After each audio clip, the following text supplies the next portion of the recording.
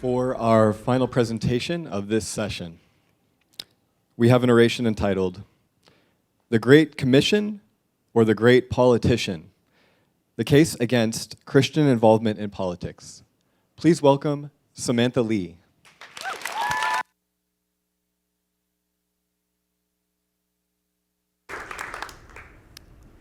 It's 33 AD.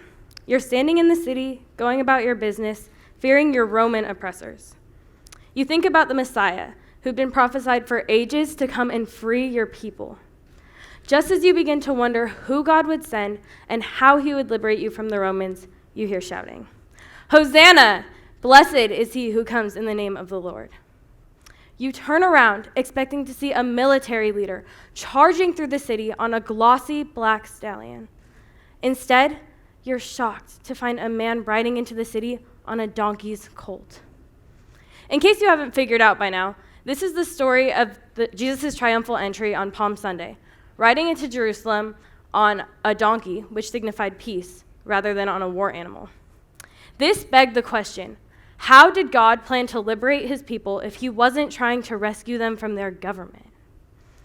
Although many people believe that Christian entry into representative politics is necessary in order to ensure that just and moral laws are passed, I believe that, given today's political climate, Christians ought to refrain from entering representative government and instead should pursue careers that lend themselves to personal evangelism and church involvement. Some people might question the state of our nation if Christians were to leave politics entirely. How can we expect America to enact moral, just laws if Christians aren't involved? Now, this is a fair point. America does often fail to make good laws. However, if we want to live in a nation that practices morality, we must seek to bring morality effectively. Proverbs 4:23 reads, "Above all else, guard your heart. Everything you do flows from it." Actions come directly from one's heart. So, if someone's behavior were to truly change, they must have experienced a genuine change of heart about that issue. Consider it this way. Imagine if gay marriage had never been legalized. What good would this do to change the hearts of more than 1.5 million homosexual men and women living in America? Many of these people would only resent the church, be closed off to the gospel, and ultimately would not change.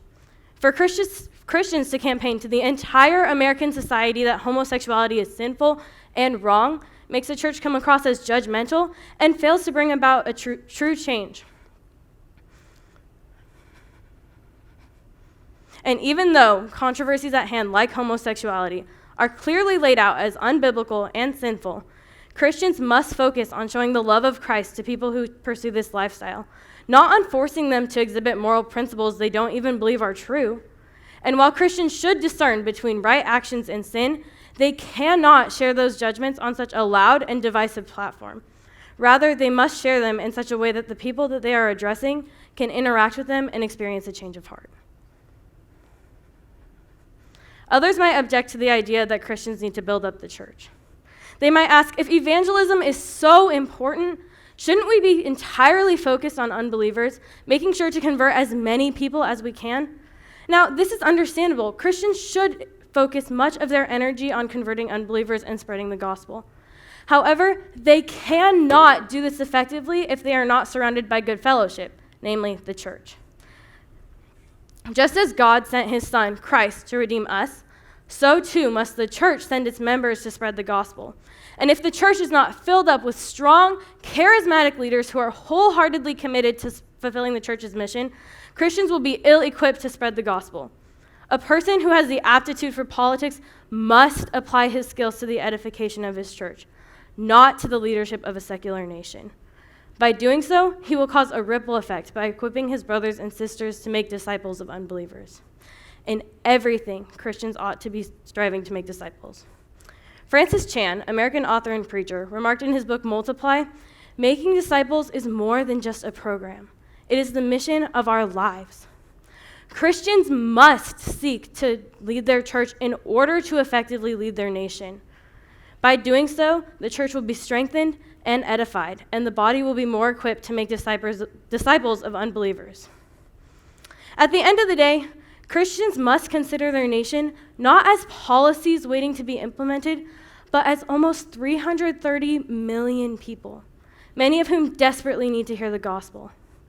We cannot try to legislate people's salvation because it will not work.